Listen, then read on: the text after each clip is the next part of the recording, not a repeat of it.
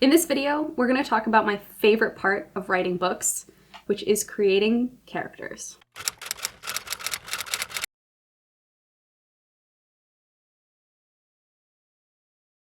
So let's get started by addressing the most burning question at the top of this video. Why are compelling characters so important? Compelling characters are arguably the most important pieces to a compelling story. In my experience, you can have the most intricate plot in the world with really high stakes and complex politics and complicated construction, and you could have poured your heart and soul into the plot, but if the readers don't care who is going through that plot and don't care about what happens to the people that are going to go through that plot, they are not going to be as engaged in your plot and not as invested in the outcome. Therefore, they will be less likely to read to the end of the book.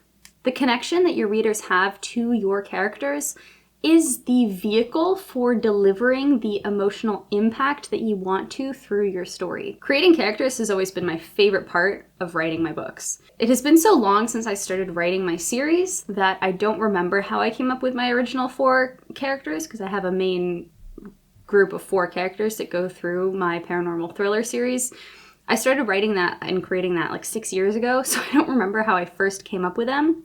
But I just wrote a project recently that is completely unrelated to my series, and it's the first project that I've written since writing that series that is different from that series. It's in a completely different universe and follows different people. And the process I took to create the characters in that book will probably inform what I tell you about how I like to create my characters, because this process always changes and has evolved a lot, obviously, in the past 6 years, and how I approach it now is different from how I must have approached it when I first created my characters in They Stay.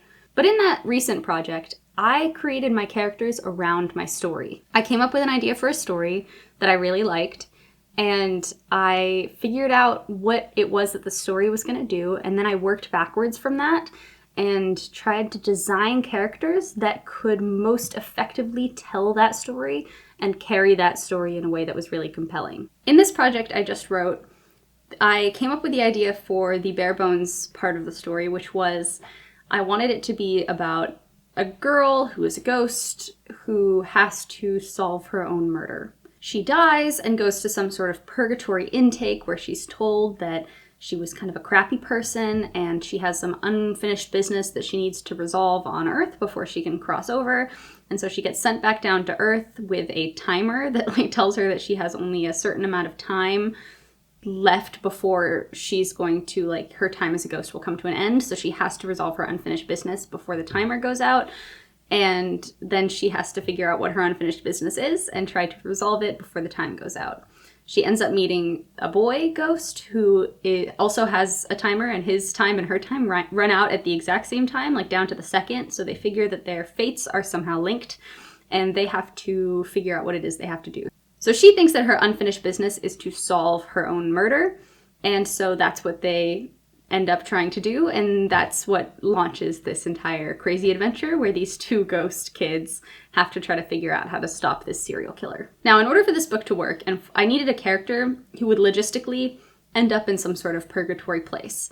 She wouldn't be like a perfect angel person who would immediately cross over to the really, really nice place. This book is not religious in any sense of the imagination, so I'll use what they say on The Good Place. I didn't want to create a character who was a perfect angel person who would be immediately transported up into the good place, but I also didn't want her to be such a horrible person that she would immediately go to the bad place and all of the readers would kind of hate her. And so she had to be sort of middle of the road, not a really super nice person, and I wanted her to be funny and to be pretty cynical and selfish and not a very nice person to be around, so that she could have the character arc over the course of the story where as she's trying to solve her own murder, also the unfinished business that she has to resolve is learning to care about other people and be a better person instead of solving the murder just so that she can cross over before the time runs out. She has to learn that she's gonna try to help other people for the sake of helping other people.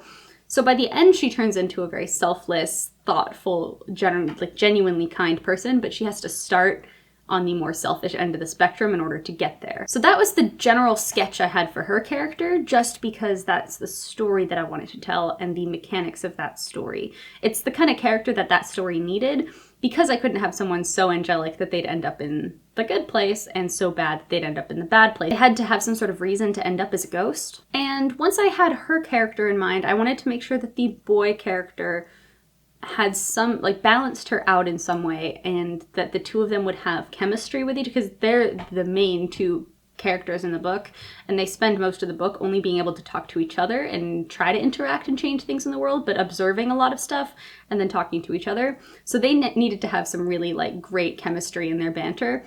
So I designed him around her. So because she starts the book being pretty selfish and kind of mean, like funny but mean, I wanted him to be the polar opposite of that, and just be this little ray of sunshine person who saw the good in everybody and who really deeply cared about other people, but who also called her out on stuff. I wanted her to find him really annoying at the beginning so that they could also have a friendship arc over the course of the story. And so he embodies a lot of the stuff that she doesn't like at the beginning. The really enthusiastic guy, the always sees the good in every situation, but he also needed to change somehow. He couldn't just be the same character from the beginning to the end of the book.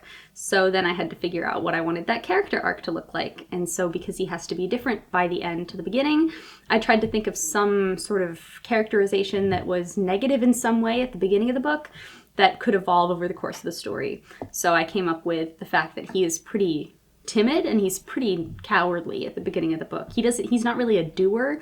He's pretty passive, and he just waits for things to kind of happen to him. He doesn't go out and take charge of a situation and take action to change something that he's going through. So I can have him become kind of a badass by the end of the book. So that's a general overview of how I approached building the characters in my most recent project.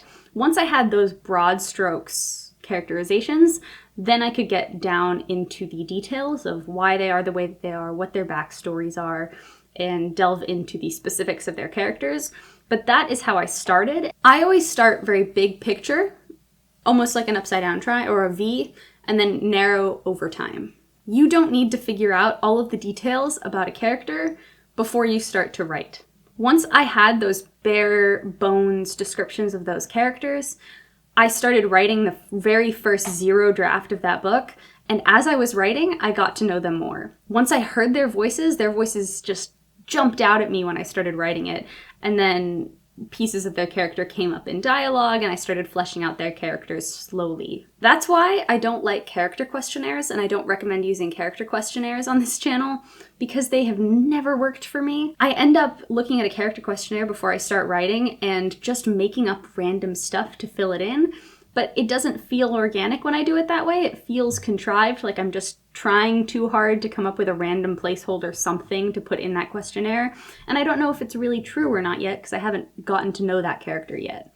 I think the only way that you can get to know your characters, in my experience, is to just start writing and get to know them that way. Just understand the big picture elements about them, have a little bit of a physical description, have a little bit of backstory and a general idea of their personality, and then dive in and start writing. And then later you can do character questionnaires as you get a big full picture of who they are as people. I also approach my books in a very layered manner. I put down one base layer of text, and then I layer on some more stuff and layer on some more stuff and layer on revisions and layer on voice. And once I have enough layers, it'll start to resemble a book, but at the beginning it's very bare bones, and then I add stuff to it or cut stuff in different passes and revision passes that I layer onto the book. It's also important to note that your main character of a story doesn't necessarily have to be likable, because caring about a character and caring what happens to them is different from liking a character. There are a lot of characters in media that are not very likable, but you're still intrigued by them enough that you want to know what happens to them. I know this is true because of the media that I consume. I've read so many stories where the characters are not likable, but you care about them anyway.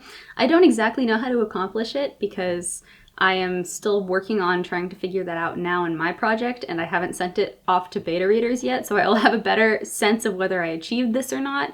when I get feedback from readers. But if I do figure out a way and a method to writing characters that are unlikable but that you still care about, I will make a video on it in the future. But while this is all being said, and this is a general overview of the process that I just went through when creating my most recent 2 characters, I want to give you a general overview of what a 3-dimensional character is and the different pieces that go into making that character 3-dimensional. Because I'm not going to tell you that there's one method for doing it. My method really just entails a lot of chipping away at the character and figuring them out, trying to visualize, like closing my eyes and trying to visualize them in my head and trying to hear their voice, and finding pictures online that kind of look like them, or using AI to generate faces that kind of look like their faces. It's not a structured step-by-step process, so I think it will be more helpful for me to give you a picture of the sort of things that you need to understand about your character in order for them to be a 3-dimensional character, and then you can work your way towards that in whichever way you see fit. Whether that is a character questionnaire, if that works for you, because that does not work for me. I need to discover my characters through a much more active drafting process.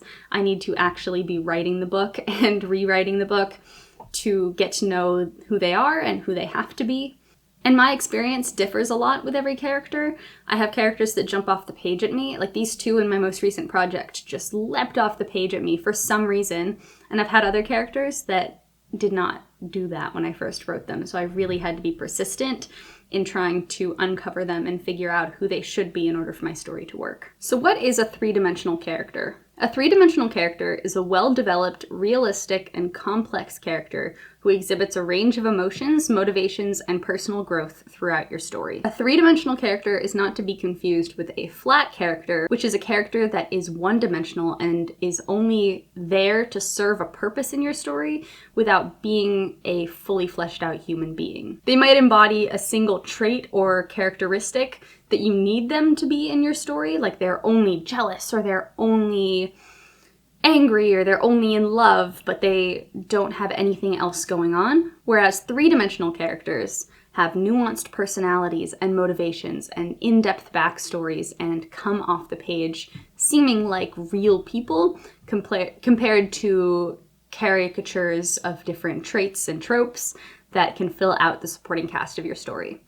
1-dimensional characters are fine. They serve a purpose in your story, but you want your main cast of characters to be 3-dimensional characters, or else it's going to be very difficult for your readers to connect with them, because readers can tell when a character does not feel like a real person and just feels like a cardboard cutout that is shaped like a person. Flat characters also don't change during the story. An example of a flat character would be Mr. Collins from Pride and Prejudice. Mr. Collins is just pompous and kind of annoying, and he is the same from beginning to end of that book. He has no character development. Whereas an example of a 3-dimensional character would be Katniss Everdeen from The Hunger Games. Katniss is very complex. She has strengths, she has weaknesses, she has affiliations, she has people that she hates, and she changes a lot from the beginning to the end of the book because of the things that she goes through.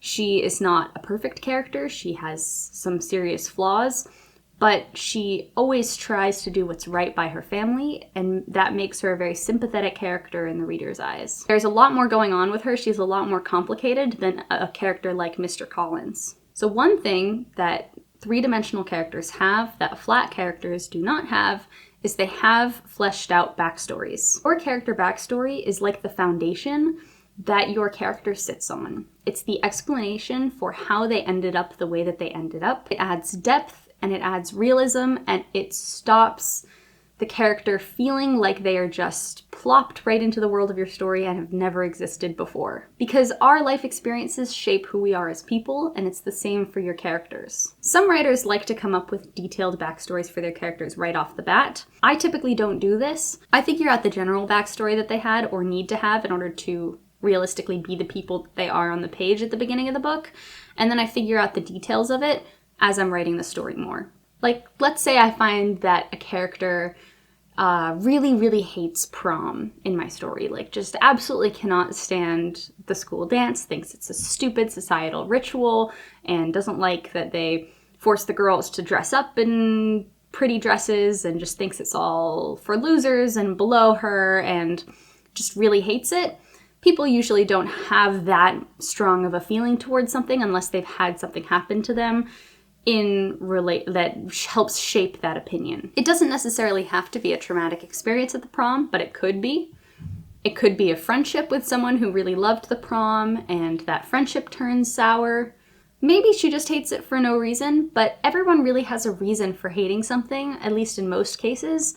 So that would be an opportunity to try to figure out why that character didn't like the prom, and then you can add that to their backstory. But maybe I didn't know that my character didn't like the prom when I started writing, and I started writing the book, and then in a scene, she mentioned how much she hated the prom, and then I would need to figure out why. I like to treat my character backstories as live documents that are constantly being updated and changed. As I get to know my characters more and discover more things about them, I turn a critical eye to them and I ask why. Why does my character not like the prom? How did my character feel about moving to this place when she was a kid? My character and her mom don't get along. Why don't they get along? Did they ever get along? What was the last time that they really got along? Do they not get along because she resents her mom for something? Do they not get along because she misses her mom and wants more attention from her mom? What happened to her dad? Is he still around? If he passed away, how? If he left, why? What is he doing now? There's an endless number of questions that you can ask once you start learning and discovering more things about your characters. And then once I have that information, in my next draft, I go back and I edit with that live like the stuff that I figured out about my character in mind, to update the story and have everything fit together in this new version. The next thing that a three-dimensional character has to have are flaws, fears, and opinions. Every human being has flaws. No human being is perfect. And your characters should not be perfect either. They also provide opportunities for growth, and you need to have your characters grow from the beginning to the end of your story. You don't want these flaws to be like those flaws that are those questions, interview questions that you answer with like, what's your biggest flaw? And you're like, my attention to detail. Like using Pride and Prejudice for an example again, Elizabeth Bennet is really smart and really independent, but she's also very quick to judge other people. So she has flaws, but these flaws make her a layered and interesting character and make her seem more real than if she was just independent and just intelligent and had nothing wrong with her and no vices whatsoever. It's the same with Walter in Breaking Bad. He has flaws, he's very prideful, and he's very ambitious, and he has things that he's afraid of, like the cancer diagnosis, and those fears and flaws help drive his character transformation and explain his actions through the story, because other characters that did not have that pride or that ambition would probably not have done what he did or grow in that way. And every realistic person has opinions on everything. I bet you have strong opinions about everything in your life, and so your character will too. And those opinions are what's going to help shape them. If your character's opinions are only objective truth, they're not going to be as interesting. You want them to have their own unique opinions and hot takes about things that are going on around them.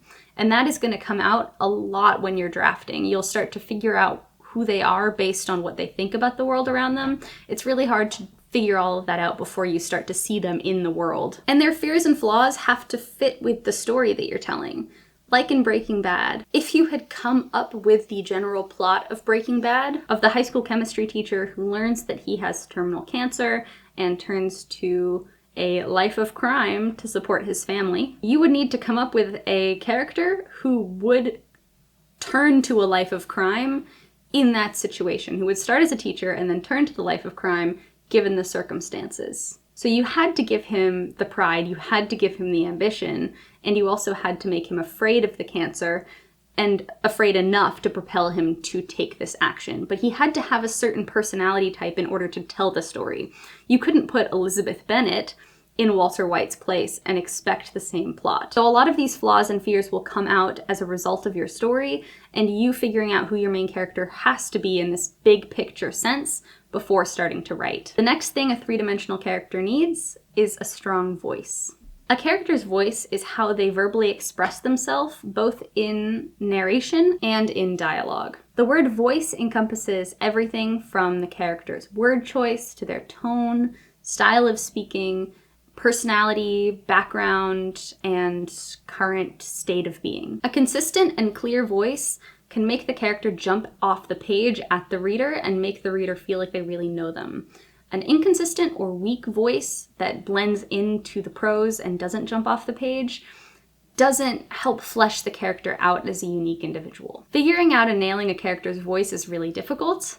There are no shortcuts to it. Something I found very useful when learning how to write voices was finding characters similar to the character that I was writing, and especially from TV shows, and listening to them speak, like finding YouTube clip compilations of that character talking, and then trying to write a completely separate passage in that character's voice. That helped me practice writing in a voice and practice trying to hear the character in my mind before speaking. And once I was comfortable doing that, it made it easier for me to translate that into my own characters' voices. Sometimes characters will just jump off the page at you. I love when this happens to me, but it doesn't always happen. I made a very thorough video on voice, talking about what voice is and how to figure out how to write a voice and create a character's voice. So I recommend going to check that out if you're looking for a more in-depth examination on what voice is. I've linked it in the description of this video. And the last and arguably most important thing a character has to do if they are three-dimensional is grow. Your character's growth is one of the key elements of your story. Every single three-dimensional character is going to grow from the beginning to the end of the story because they're going to have to go through quite an ordeal. And the most effective stories tie in their character's growth with the outcome of their plot. Your character has to become a certain version of themselves in order to defeat the antagonist at the end of the book. They are not capable of defeating that antagonist at the beginning of the story.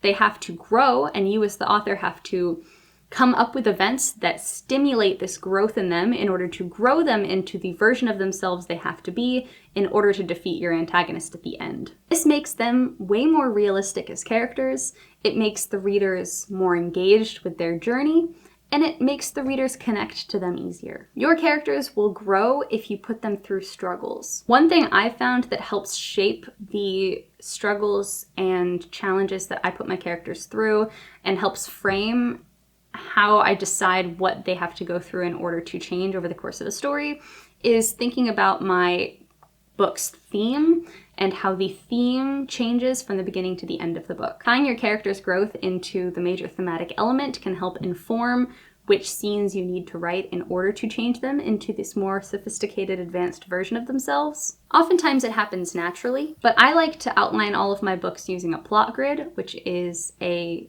grid type of outline that looks a little bit like this. Every single column corresponds to a plot or subplot, and every row of the outline corresponds to a chapter. And that way when I'm writing, I can look at every row when I'm writing a certain chapter and see what needs to go in that chapter in order to address all of my plots and subplots. And I like to create a row in that plot grid just for my character growth, to mark how they change from the beginning to the end of the story, because it doesn't let me get away with not growing my characters. I have to be very specific about the different beats in their character arc and what is forcing them to change from chapter to chapter. If you don't like using plot grids, I highly recommend anyway just trying to chart out a character arc. This can be after you've written a draft. If you're a pantser and don't like outlining before, you can retroactively go back and figure out how your character changes in your original draft and then figure out how you want to revise that to make their character growth arc stronger. But either way, they need to change from one version of themselves to another version of themselves at the beginning to the end of the book. And that is really important to them being three-dimensional, because people do change when they're faced with hardship and conflict. So that's it for this video on how to create realistic characters. I hope that this was helpful to you. This process is super organic, and it's really hard to come up with a certain system for how to create a character, because it is different every single time I write a book. Some characters jump off the page, some characters don't and require a little bit more construction. But the best tip that I can give you is try not to put too much pressure to figure out everything about your characters before starting to write your book. Just figure out the big broad strokes of who they are at the beginning and then start writing and get to know them and see who they become as you start writing the story. Because the story will inform who your characters need to be, and that will help guide you in the changes that you make and the tweaks that you make to their character. And then you can start updating their backstory little by little, and don't rush with the backstory, just figure out what it has to be in order to have created the character you need your character to be. If you have a second, I'd be super grateful if you could like this video and subscribe to my channel. My name is Claire Fraze, and I'm an award-winning author who makes videos sharing actionable writing tips that helped me make my own writing better. Every writer is unique, and you need to develop your own process as a writer, and the only way to do that is by experimenting and trying new things. So the things that I share on this channel are not objective truths. They are simply the things that helped me personally figure things out when I learned how to write. And I'm sharing things that helped crystallize things in my mind and clarify things for me, and things that just really work for me as a writer because of how my brain works and what my process looks like. I'm the author of the 5-book paranormal thriller They Stay series, which has ghosts and mystery and elements of horror. The book I talked about in this video is not part of that series. This is the series that I started 6 years ago, and I don't remember how I created those characters, but I know them so well at this point that I can't imagine not knowing them. But the characters in there are strong and very unique individuals and are my favorite part of that entire series. So if you like reading about strong characters, go check my books out. I hope you have a fantastic week, everybody, and as always, happy writing.